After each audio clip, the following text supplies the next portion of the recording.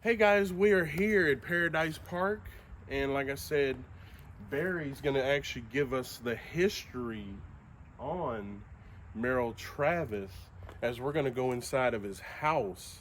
You know, the first time we were just walking around telling you a little bit. Now we're getting ready to get into the roots of Muhlenberg County, Kentucky. So, are you ready, Barry? Let's do it, CJ. Okay, we're getting ready to go check this out. So let's go, guys. All right.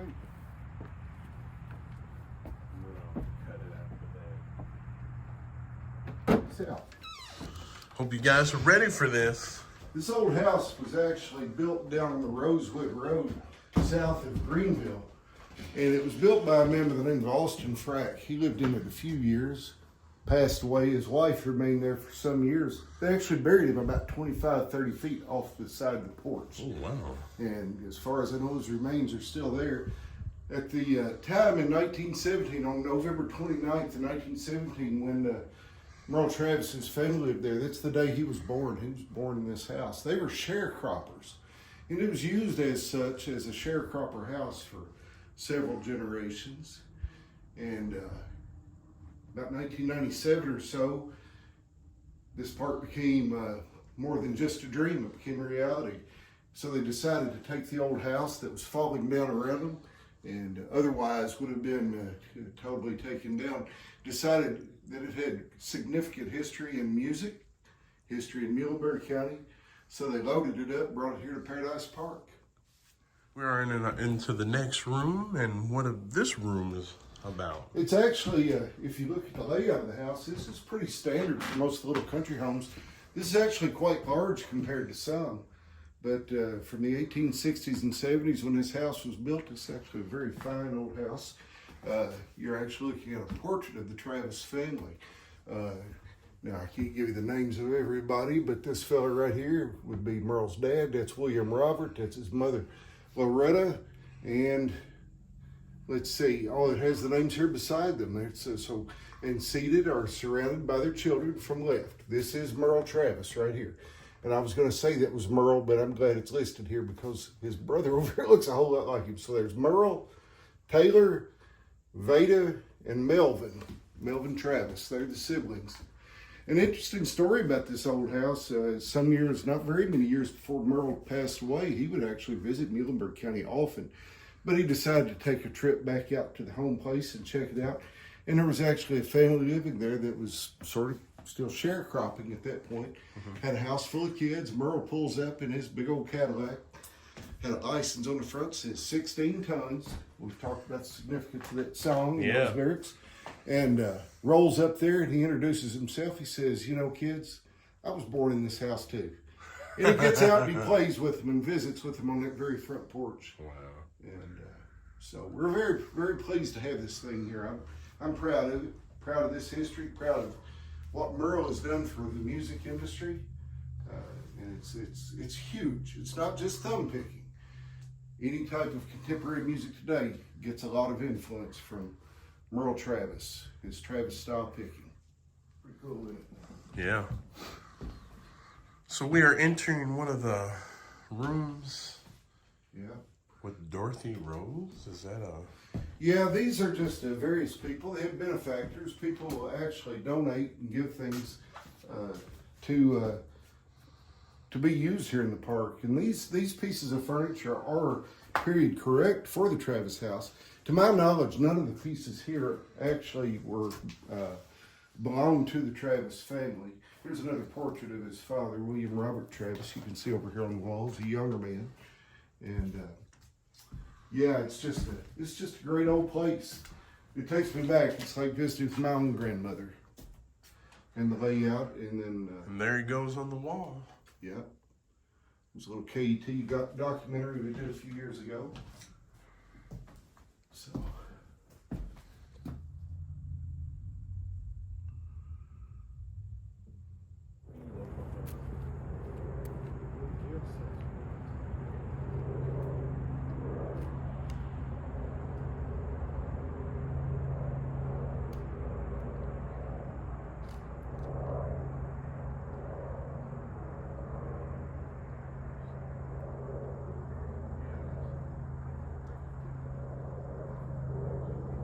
Come on up, CJ. Let's check out the shotgun. We're gonna go check out the shotgun house, guys. Let's go. Park. Yeah. It's a very cool place. So we're inside, guys. Well, the purpose of the shotgun house, CJ, was simple. Housing was a problem for the coal mines, so it didn't take them long. They provided what was called company housing. Yeah. They paid them with company money, called company script. Pretty well everything and anything that you were belonged to the company at that point. This house would actually house 2 families, and it wouldn't be broken up quite this way, but it would house 2 families, front and back. And some of them be quite large, 4 or 5 people actually. You would do your cooking outside. There would be a place to cook inside. You do your washing and stuff outside. You'd actually hang clothes to dry. And all your recreation was pretty well on the front porch. That's where they would play music or play checkers or cards, whatever they wanted to, when they weren't working. And everybody worked. The coal miners were doing their job for the company, and their families all had roles to play too. There was somebody always cooking, cleaning, fixing, or doing some work of some kind. And this shotgun house came from the W.G. Duncan Coal Company originally, and then it was moved to Luzerne. It belonged to a fellow by the name of Raymond McDonald, and then at some point he gifted it to the park about 1997, 98. They loaded this thing up and brought it down here. It's pretty typical for one of the company houses, the old coal mines. And you lived here. And the thing is this, is you belong to the company. If anything happened to your job or your coal miner, you didn't live here any longer. Today it houses this collection they call the National Thumb Pickers Hall of Fame Museum. These people are all recipients of that prestigious award. They play a style of music called Travis thumb picking. And they meet here every September, play over at the Merle Travis Center, have all types of concerts, contests. It's a great time for everybody. So not only do you have the park being historic, you got that wonderful place over there where they gather and play music. I think it seats 300-400 people. And they pack that place out with these guys playing thumb picking music. Wow. You know anything. So what are we looking at over here? Looks like a collection of some of the literature. They keep pretty good displays here from previous years of the thumb picking. Here's a publication, Muhlenberg Sound. It was actually published at one time by Bobby Anderson. I think you've met Sheila Anderson Richards. That's Bobby's daughter. There's a book I see back there with Grandpa Jones. Grandpa and Merle Travis were good friends, and he was actually... And he was from Henderson. From Henderson, yeah, and he visited here often.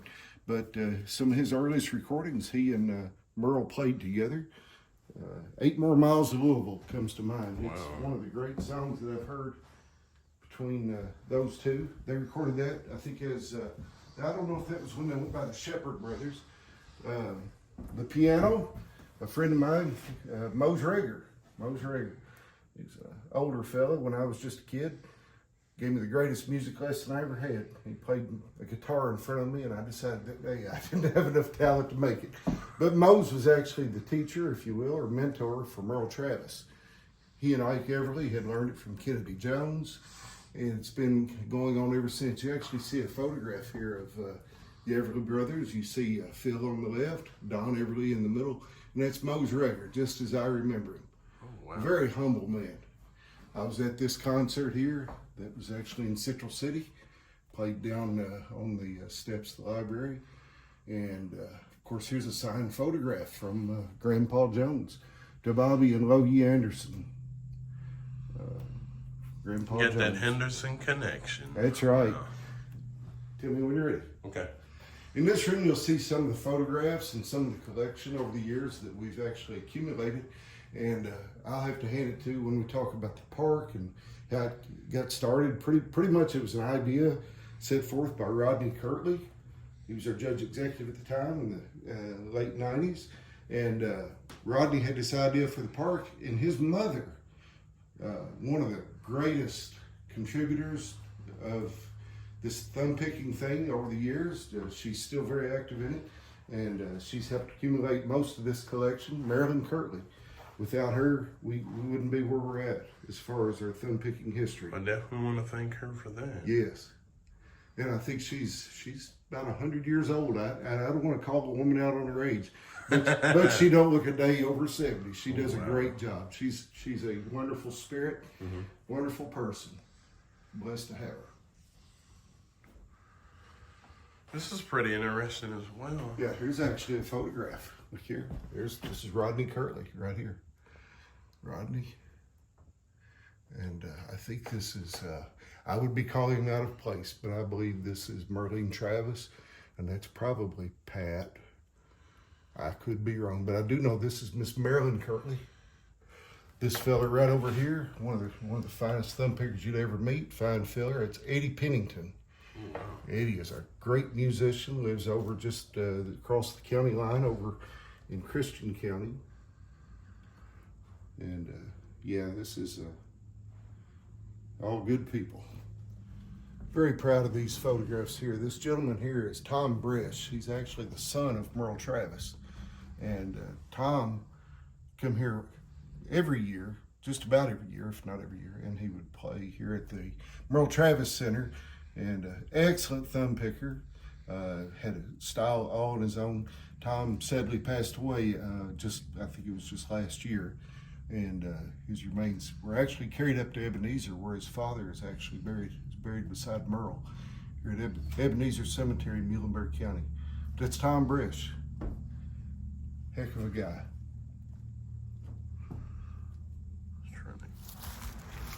Okay. I call this the grandfather. This is the old dog trot cabin. This thing was actually assembled as a new home for someone a long time ago up on Lake Malone. And when they were putting this park together, the family that owned it, the property at the time, actually agreed to donate it, have it moved piece by piece down to this location. And this is the same place, guys, I was climbing up inside of that ladder inside of here. And people often talk about the uniqueness of how it's built. Notice there's a room on the left and right. Yeah. And like we talked about before, you didn't do any cooking or anything really inside. You didn't do anything laborious. It was mostly a place to gather when the weather was bad. It's a place to sleep at night. You would sleep upstairs mainly, or if you had a large family, you'd sleep everywhere. But this old cabin was made this way, and they believe the science behind it was that even on the hottest, and because these are really popular in the southeast part of the states, and they did this so that it always have this breezeway right in between. And you can actually feel it right now, can't you? Yeah, there's a breeze coming through. Yeah, you can. It's the dog trot. It's the dog trot cabin. Beautiful. We're heading to another location, guys. In the 1920s, there was a big structure over in Central City. We always called it the Central City Building, and they built it. It's a nice, big, beautiful building, but all small towns, communities had their own private jails. They even held court, small town court. And these are part of the jail cells that were actually in that old building. And Central City was kind of a wild place back in the day. We're talking about the days of Prohibition, and full of coal miners, a lot of rail traffic, since you had two rail crossings there, the L&N and the IC. A lot of drifters come through there. Especially the Grinch, right? The Grinch, yeah, he's in trouble. He's in trouble, looks like. I'll tell you what, he's probably one of the happiest prisoners that ever stayed in here. I would say it was home for a few rough customers. But anyhow, that probably a few of my family too. but I think it's cool that they've got it all decorated up like this for Christmas. That's real nice. But when this building was actually torn down, I think around 2003, 2007, I don't have the exact year, but in that era, the Gentry family, who actually had purchased the property, donated this to the park. And a lot of kids think it's more like monkey bars, but it's a little bit more treacherous than that. But a great piece of our local history. Yeah. For everybody to enjoy. Guys, we're going inside of the Coal Mine Museum. So learn some history. We are inside of the Coal Mine Museum. Yeah, every small mining town, when this place was established, this little Paradise Park that we have here. The idea was to make it like an old coal mining town, and every coal mining town would have a company store. However, I've got to point out a difference. The Belton Mercantile, which we're in, was privately owned. It didn't belong to the company. Oh, wow. It's set just outside of the coal mining property at Belton, Kentucky, right along the old L&M Railroad. And the Forsyth family actually owned it. There's a photograph of it over there. As I remember seeing it in the wild, and it's got an interesting story within itself, the fact that the Forsyth family actually owned it. And I know Preston Forsyth, knew him then. I didn't realize that they owned the building then, but I used to go up like anybody interested in history would, and you would examine various pieces of history, and that was part of my stomping ground.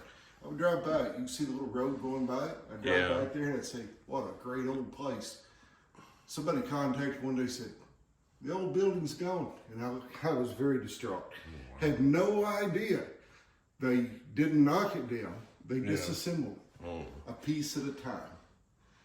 The Forsyth family, and as far as I know, they footed the bill for it, had it taken apart, had it put in storage until they could get this place exactly like they wanted it, ready to go for it, and had it moved here and reassembled right here on this spot.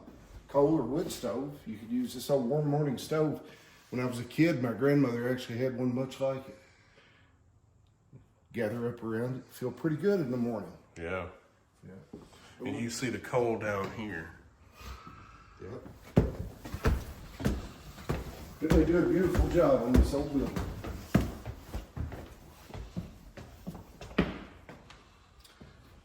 Some of the exhibits you can see, here's some of the coal barons we talk about. This is the officers of the Duncan Coal Company at Graham. Here, my buddy Paul Kaplan, historian, writer for the Leader News, 16 tons. Wow, there's a major connection. Long gone. UMWA, when I was a kid, my grandfather had two pictures in his basement. One of John L. Lewis, you see right here in the middle, and one of Jesus. And not saying that they were equally significant, but he thought John L. Lewis was probably one of the greatest men that ever lived in his lifetime. He was the president of the UMWA. Old coal mining books here, some of these from the Duncan Coal Company, some from other places. Here's a copy of a photograph, actually on an original of this. This is after the Browder mine explosion killed 34 miners at Browder, Kentucky. The youngest one being about 14 years old. Picture from Crescent. Yeah. We all had these things. These pieces. Ceramic and wood. Yeah. Paying homage to the breadwinner. After generations of coal mining, these are the tools he used. You see the picks, shovels, the tackles and hooks. Look at the long drill here. And you would extend back into the surface beneath the earth, back into the wall. Wow. And load it with black powder and set a shot off. In later years, it became more economical to harvest the coal that was more shallow, and they started strip mining. You'll see strip mining machines like this. Big Hog was over 20 stories tall. It actually was at Sinclair. But that shovel actually participated in digging and burying its own self when they were done using it. They harvested some of the pieces off of it. Yeah, a lot of the tools, some people will probably think, oh, I can use that on my car. No, you can, but they weren't at that time meant for car working. Some of these are pigs. Blacksmith tools. See these with these jaws and, interesting pieces. Yeah. Coal mining. Peabody's push for progress. Peabody, they started that company very, very strong in the beginning. Just about failed when strip mining started out, and then he reformed and got very active in the strip mining process. Coal miners of some form, pretty much. Everybody was a coal miner. And it's hard work. You can see some of these shots of underground coal mining. Here's some of the stuff from the surface. Look at the size of that equipment. Yeah, I know, that's huge. My dad worked for Gibraltar. He worked for Ken. He worked a few different places. And as kids, we could go out and we could actually walk around the equipment and take it all in. And I realized today that my son hasn't even had the opportunity to see the massive size of some of that equipment. There's Miss Santa Claus. What's she doing? Yeah, she's bringing in that Christmas spirit. Very proud of it. This is actually a hauler if you were injured. Yeah, I was wondering what that was. They would bring you out in a cage like that. The mayor of Powderly, if he was here, he could tell you a pretty unique story. His dad actually worked for a coal company over at Revere, and he was in an accident which actually took his leg. And they put him over to the side, him in agonizing pain. But his dad would tell a story until he got the coal loaded, he laid there. And when it was time to move the coal out with the mules over and put it on a motor and then elevate it out, they placed him on one of the coal cars on top of some of the coal to haul him out. That's how things were then. Yeah. A lot different now, Yeah. I mean, than it was then, yeah. They're a lot, I guess it's a little bit more safer now than it was. There's a lot more safety in place. Well, here's an interesting picture. I'm not sure. I can tell you the significance of this. That's actually the family, I'm pretty sure, one of the Browder mine victims right there. He was the last one found. Pete Kelly, I believe that's a picture. It talks about some other people, but I'm pretty sure that's the Kelly family.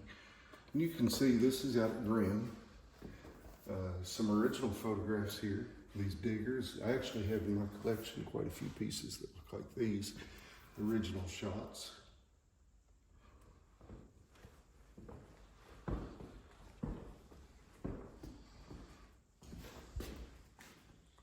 Yep, Dad always kept his coal mining hat, just like that.